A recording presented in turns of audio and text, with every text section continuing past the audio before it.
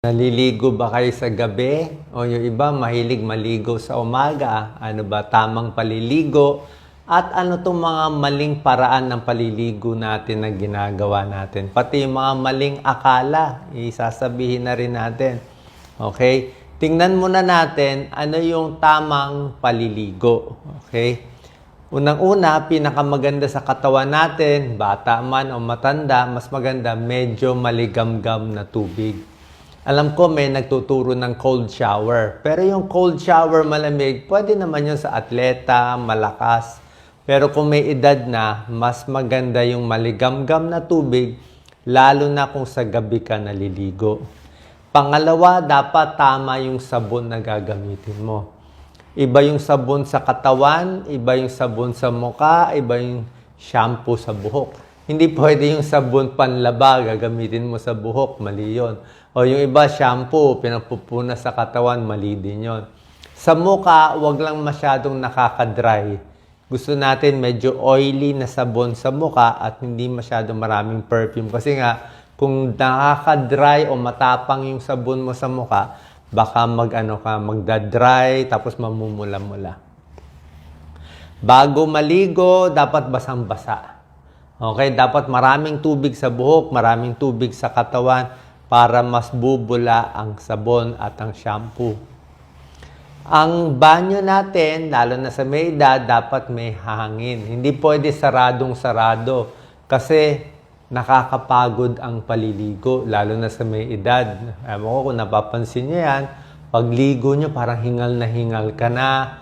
Unang-una kasi, pag tumatanda, syempre mahirap na magbuhos. Sa CR, maraming galaw-galaw. Tapos, kulang pa sa oxygen. Tapos, minsan mainit pa yung banyo nyo. So, nahihirapan pag may edad. So, dapat well-ventilated para hindi rin tumubo yung mga molds at may mga bacteria. Dapat safe ang paliligo. Okay? Marami nadadapa. Sobra dami na aksidente sa banyo. Tapos pagkaligo, dapat dry na dry ka.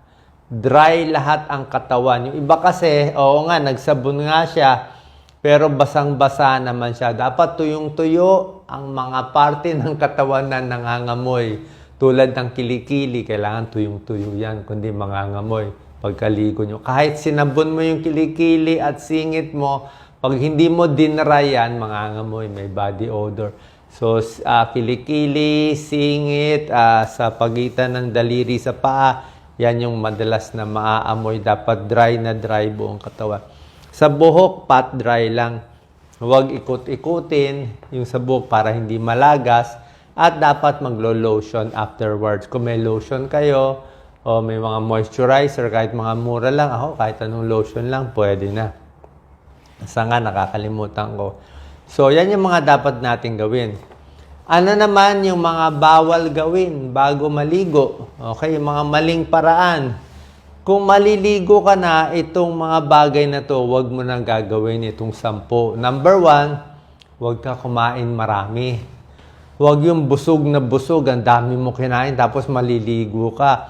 Lalo na kung spicy pa yung kinain mo, so masakit sa tiyan, busog na busog ka. So, yung dugo mo, lahat nasa tiyan eh. So, ang trabaho ng katawan mo, i-digest, tunawin yung marami mong kinain, tapos maliligo ka, medyo hindi maganda feeling. Baka mahirapan ka. Masira din yung digestion, baka hindi ka matunawan. Kasi, tinutunaw pala yung kinain mong marami, tapos naligo ka, nagpagod ka. Number 2, wag mo na inom ng alak. Wag yung lasing, tapos maliligo, baka ma-aksidente ka. Unang-una, alcohol, nakaka-dehydrate. Tapos, ligo mo sa mainit, na-dehydrate ka rin. So, baka ma-dehydrate ka masyado. Number 3, iwas din sa sobrang exercise. Okay? Lalo na sa mga may edad, yung sobrang exercise, pagod na pagod, pahinga muna konti. Wala naman masama. After exercise, cool down, pahinga 15-30 minutes bago maligo. Number 4, bawal na bawal to. Nako, may kakilala ako na kuryente. Oo, nagdala ng mga electronic equipment. Dati may mga radyo, may mga cellphone, may charger. Tapos nanggagamit, nako, baka makuryente ka kasi napunta sa kuryente. Meron ako, minsan nga yung heater, yung mga lumang heater, yung may kuryente pa. O merong mga lumang heater nahulog nahawak na kuryente siya sa banyo. O bumagsak siya. O tumama yung ulo. So, delikado yung mga electronic equipment sa banyo, wag mo nang dadalhin. Mahulog pa yung cellphone mo sa tubig, sira na. Bago maligo, dapat tanggal makeup. Okay? Kasi kung maraming makeup, mag-shower, hindi rin lilinis ang mukha mo. At bukod sa makeup, number 6, wag din maglagay ng mga maraming oil sa mukha bago maligo. Kasi napipigilan yung paglinis sa mukha, yung heavy lotion or oil. Number 7, pag naliligo, dapat easy lang. Sabi ko nga, yung lagi nagmamadali, mahirap din Lalo na may edad na kayo, may high blood, stress na stress, tapos nagmamadali sa paliligo, pwede ma-stroke. Marami ako nababalitaan ganyan kasi stress habang naliligo. Marami din sa mga senior. Pag naliligo, pag upo nila, pagkatapos check mo blood pressure, sobrang taas. Naka-high blood sila, napapagod, hirap na hirap, hingal na hingal. Diba? Number 8, wag din yung galing sa araw. Yung galing sa init ng araw, excessive sun exposure. Pag uwi, ligo. Diba? Baka na-sunburn ka. So, relax muna bago maligo. Mga 15 to 30 minutes. Siyempre, tanggalin yung mga jewelry, accessory, bago maligo. Baka marami ka nakasabit. O maghalo sa chemical, sa sabon. Mga nakalimutan mo. Number 10, ingat din sa mga gamot na iniinom. Baka meron kang gamot na nakakaantok, mga antihistamine. Diba? Sabi ko nga, iwas sa alak, baka matumba ka sa CR. Ako nga gusto ko may silya Maganda sa CR, may silya, may hawakan para steady ka. Kasi pag nagsha-shampoo tayo, pag nabasa yung mata, mahirap. So, yan yung mga tama at maling paraan ng paliligo. Ngayon naman, tungkol sa paliligo sa gabi. Mabuti ba o masama? Maraming mga maling akala ang kababayan natin. Kasi kung titignan nyo, halos yung mga taga-Japan, taga-ibang bansa, lahat naman naliligo sa gabi. Wala naman nangyayari sa kanila. Dito lang sa atin, merong mga maling paniniwala. May nagsasabi, pag naligo daw sa gabi, ano ba mangyayari? Wet lang, mababasa yung baga, magkakapulmonya. Yung iba nagsasabi, magkaka-arthritis ka pag naligo ka sa gabi. O magkakasipon ka, magkakaubo ka. Yan yung mga maling paniniwala. Isa-isahin natin, Bakit sinasabi nung iba magkaka-arthritis? Diba? Ang arthritis kasi, let's say rheumatoid arthritis, autoimmune disease to Namamaga yung joints natin, kaya sumasakit. Diba? Yun ang cause nito. Autoimmune disease, tapos masakit ang joint, namumula, o kahit maligo, hindi maligo, walang connection. Baka lang sinasabi nila to, baka yung mga nalalamigan. Baka sa gabi, malamig ang pinaligo, sumakit yung joint, syempre nalamigan. So, dapat maligamgam na tubig lang.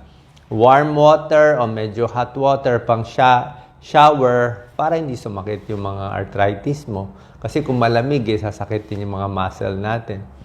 Number 2, sinasabi nila, wet lang, pulmonya, naligo. Actually, walang katotohanan to kasi pulmonya, alam naman natin, virus yan, bacteria yan. Pumasok sa katawan, nagkaubo, nilagnat, nagkaplema, may dahak. Ang sinasabi, hindi ko alam anong connection, pero siguro ang iniisip nila, naligo sa ulan, nabasa. Diba? Tapos, nagkasakit, nagkapulmonya, diba? May ganong mga kasabihan. Yung nabasa sa ulan, ang reason kasi doon, pwede kasi nalamigan siya. Okay? Katawan natin, 37 degrees. Gusto ng katawan natin, yung tama lang temperature. Pag wag masyadong malamig. Kung naulanan ka, so bumaba yung temperature mo, ang lamig, nabasa ka So, pwedeng humina immune system mo. So, nalamigan, pwede humina immune system mo, kaya nagkasakit. Kaya siguro nagkasipon, nagkatrangkaso. So, ang secret lang doon, pag maliligo sa gabi, maligam-gam na tubig nga eh. Huwag lang yung malamig. Kasi kung malamig, lalo na kung may edad, baka hindi sanay, humina immune system. So, wala talagang connection. Basta sa tamang paliligo, okay lang tayo. Diba? Ngayon, ito naman. Meron naman nagsasabi, Doc, sino pwede hindi maligo? Diba? Meron mga pagkakataon na pwedeng hindi mo na maligo. Okay, tingnan natin.